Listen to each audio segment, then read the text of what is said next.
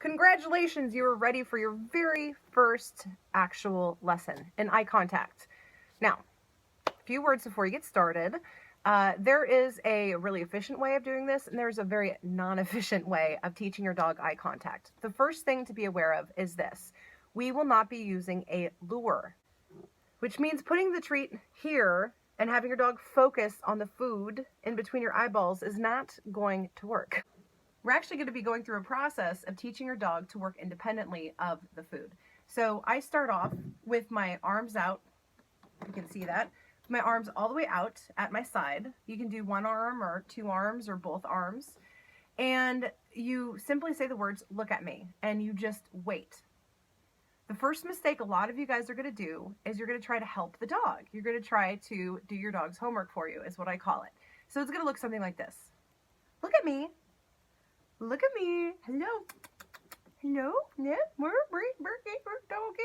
None of those things are good. Trying to help your dog out is not going to help.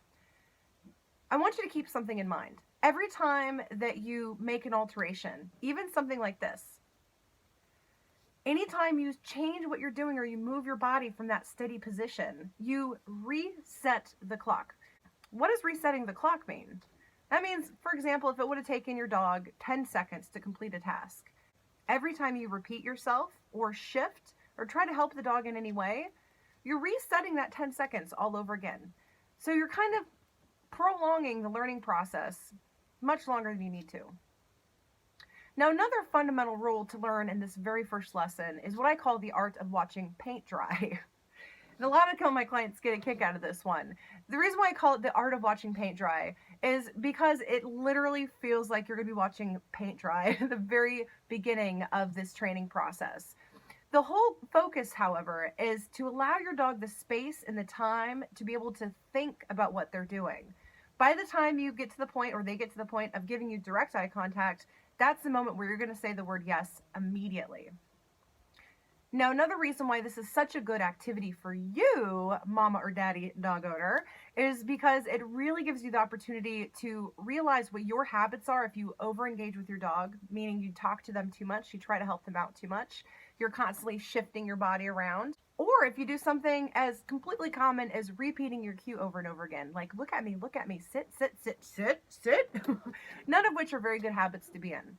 So this is your opportunity to start off with a clean slate and really amazing habits right out of the gate. Plus, you're teaching your dog to work for food without focusing on it. As well as laying down your marker word, which is the word yes, or you can use a clicker in this case as well. But that's it. Let's go ahead and get started. Now I'm going to be working with Lily today. She belongs to one of my clients, and she is a 2-year-old black lab. She's very food motivated. So she's a good candidate for showing you how to do this eye contact game. Now, she's already had a little bit of practice, but let's go ahead and show you anyway. Lily.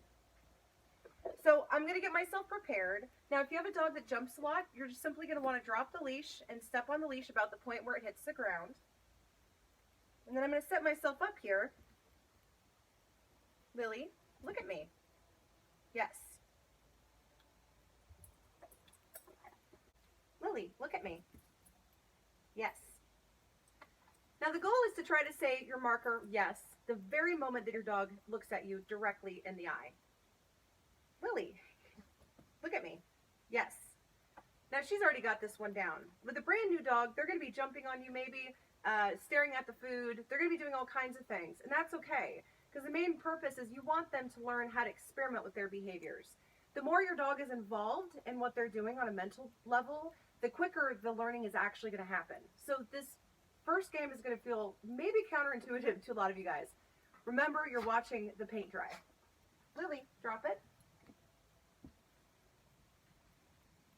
Now to bump things up, since Lily is doing it pretty easily when my hands are here, I can start asking for more difficult questions. For example, can you look at me from the treats right here? Lily, look at me. Yes. Lily, look at me. Yes. Now also notice that I have a significant amount of timing in between the time I say yes and deliver the food. One of the most common problems that people have is trying to say yes and deliver food at the same time. And it's going to look something like this. Lily, look at me. Yes. This is a poor timing choice. Yes. So many of us feel rushed with the food. The reality is we really don't need to feel rushed at all. Having that behavioral marker, yes, means that it really buys you time. It allows your dog to bridge that information. So remember that as you develop eye contact skill. Look at me. Yes. Good girl. Now here's another great troubleshooting tip once your dog has gotten the eye contact game down with the very beginning part. A lot of dogs will quickly develop a habit where you say the word yes, and they immediately look to the hand that they think is going to deliver the food. So here's an easy way of immediately problem solving that issue before it becomes a habit.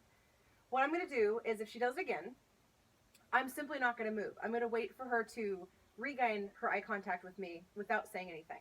Look at me. Yes.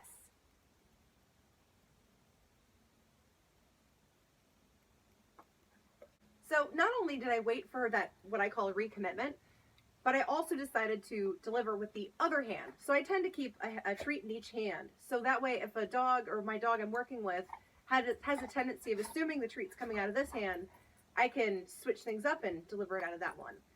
All very good points, things that you want to keep in mind before you go into any more of the framework or any more of the training lessons, because there's a lot of pieces that if you button down now, that's not going to become a problem later on, and you're going to be in smooth sailing throughout a whole bunch of other training. All right, guys, go practice, and we'll come back soon.